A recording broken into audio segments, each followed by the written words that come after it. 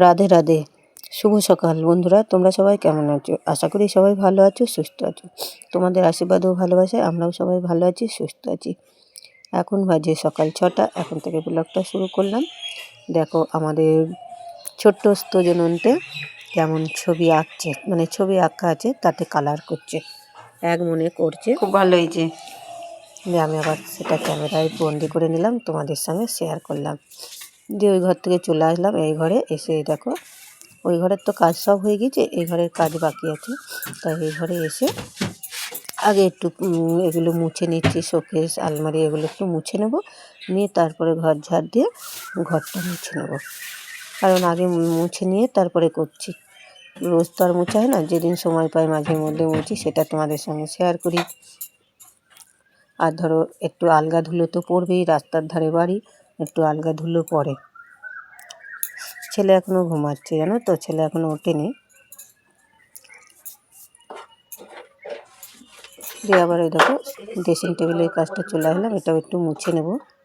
ফ্যানটা ceiling fan চালাই, আবার খুব গরম তো ধরো, দিয়ে আবার এই টেবিল ফ্যানটাও চালাই, তার জন্য কোনটাই রেখে দেওয়া থাকে, রাখা থাকে।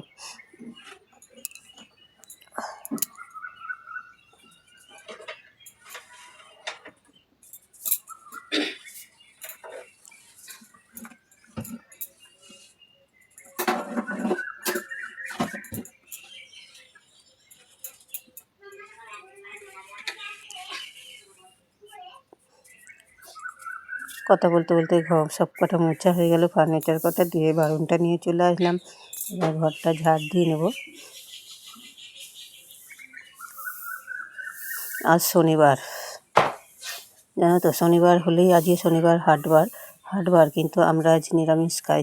তা ধরো কী রান্না করব না করব সেইটা একটা মাথার মধ্যে চিন্তা।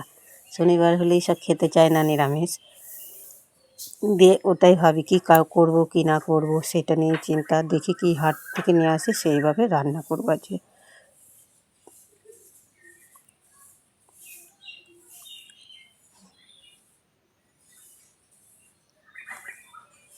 ঘরটা ঝাড় দিয়ে নেব, দিয়ে তারপরে ঘরটাকে মুছে নেব। ওই বারান্দাটা দেখছো, ওইটুকুনি আমাদের মানে ঘরের সীমানা। আমাদের এক লাগোয়া 3টে পরপর ঘর, আর সামনে ওইদিকে একটা ঘর আছে 4টে। তাই এদিকে এই কোনায় ঘরটা আমি, যেটা আমাদের এটা ঘর, তার পাশে ওইদিকে একটা ঘর আছে, আর মাঝখানে ছোটো দেওর থাকে। আর এই পাশের একটা ঘর করে নিয়েছি, ওটাও ছোটো দেওর থাকে। আর ওইদিকে একটা সাইডে আছে বড় বড় যা থাকে। তা 3টে ঘর 3 জায়ের। তা আমার বারান্দাটা দিয়ে সিঁড়িটা উঠেছে বলে না, আমার বারান্দায় একটু জায়গা নেই, জানো তো, তার জন্য ওইটুকুই মুছা দেখায় তোমাদের, আর বারান্দাটা দেখানো হয় না।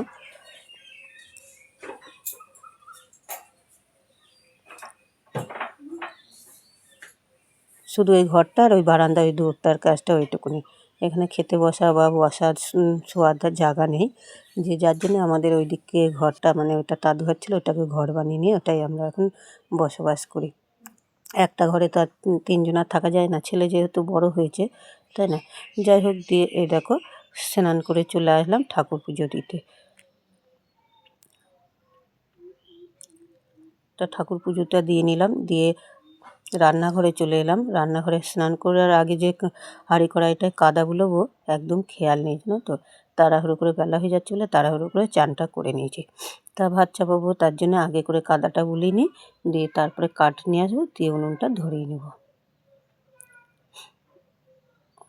আর এই যে বাটিতে রয়েছে একটু মাটি, বালি মাটি আর একটু ছাই মাটি নিয়ে না, একটু জল দিয়ে মিশিয়ে নিয়েছি, দিয়ে কাদাটা বুলিয়ে দিচ্ছি। কী বলো তো, যখন রান্না হয়ে যাবে না, যে কালি পড়লে পরে একটুখানি স্কচ ব্রাইট দিয়ে ঘষলে পরেই, জল দিয়ে ধুলেই উঠে যাবে, একদম সাদা হয়ে যাবে।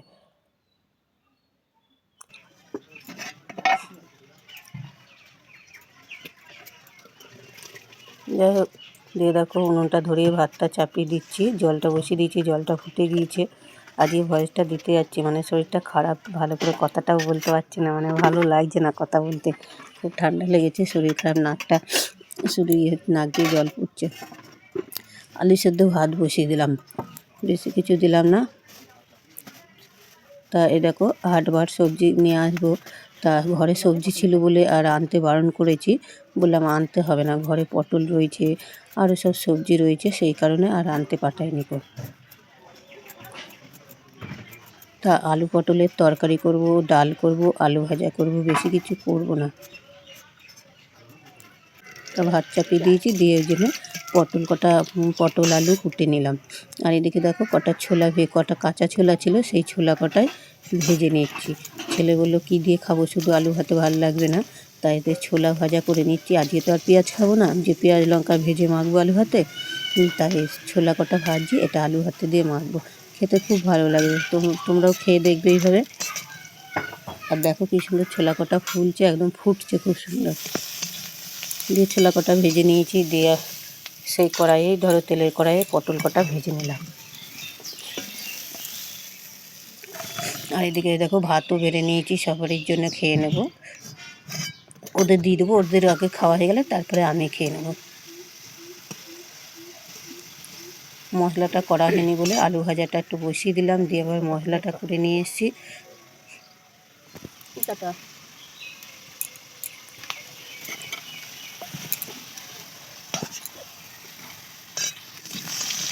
আলু ভাজা হয়ে গেল, দিয়ে এবার আলুটা তেলের মধ্যে ভালো করে কষিয়ে নিলাম। দিয়ে একটা টমেটো ছিল, সেই টমেটোটা দিয়ে দিলাম, সেটা নিয়েও একটু নাড়াচাড়া করে কষিয়ে নেবো। আর এদিকে বাটনাটা বেটে নিয়ে আসলাম, জিরে আদা বাটা,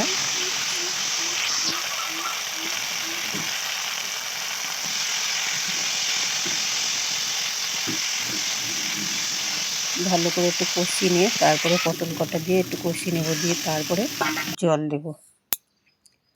দিয়ে তরকারিটা চাপিয়ে দিয়েছি। দিয়ে দেখো সকালবেলা তাড়াহুড়োয় মিট কেসটা মোছা হয়নি, আর শনিবার যেহেতু নিরামিষ, আর মিট কেসে তো মাছ মাংস সব রকমই থাকে, এক সপ্তাহ ধরে যা খাওয়া হয় সব রকমই থাকে, তাই আজকে একটু মুছে পরিষ্কার করে নিচ্ছি। ওই সপ্তাহে একদিন করে মিট কেসটা মোছা হয়, কারণ নিরামিষ খাওয়া হয় সেদিনটাই মোছা হয়, তার জন্য এদিকে তরকারিটা চাপিয়ে এদিকে চলে আসলাম মিট কেসটাকে মুছতে। না মুছলে না এখন হবে না, আবার ধরো তরকারিটা রাখবো ফাঁকাই রয়েছে ওখানে, ওপর দিয়ে একটা কিছু খাবারে যদি নোংরা পড়ে যায়, টিকটিকি পটি করে দিলেই বা আবার টিকটিকি পড়ে গেল, তখন আবার আর এক বিপদ হবে। আর আমি রান্না করার পরে না সঙ্গে সঙ্গে ভেতরে মিটকেসের ভেতরে রেখে দিই, বাইরে বেশিক্ষণ খাবার জিনিস রাখি না গো। ওই ঘরে রেখে এসেছি, তাও রান্নাঘরে আছে, থালা চাপা দিয়ে রেখে এসেছি। দিয়ে মিট কেসটা মোছা হয়ে গেল, এবার একটু ফ্রিজটাও মুছে নেব, ফ্রিজটাও অনেক কদিন মোছা হয়নি, মুছছি যখন ভাবলাম তখন একসঙ্গে দুটোই মুছে নিই, এক কাজে দুই কাজই হয়ে যাবে।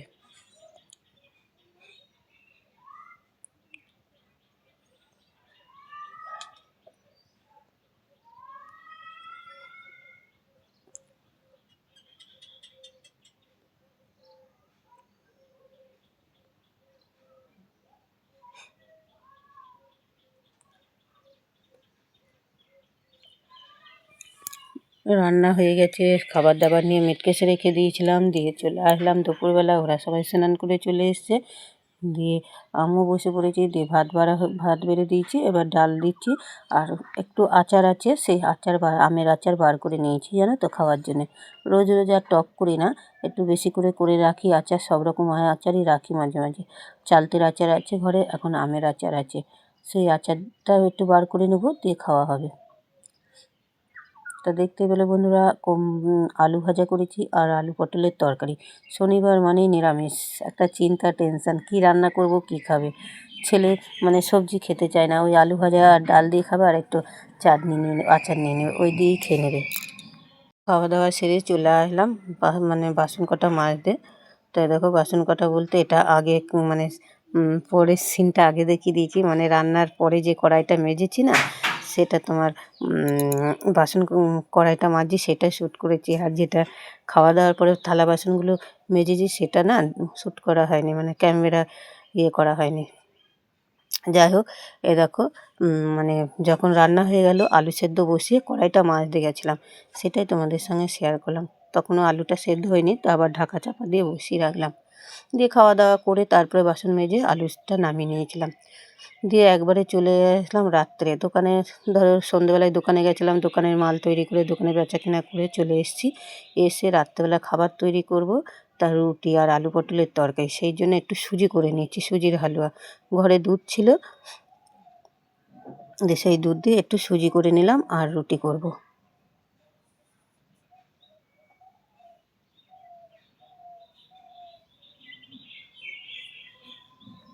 তাই দেখো সুজিটা একটু পিস পিস করে কেটে নিলাম।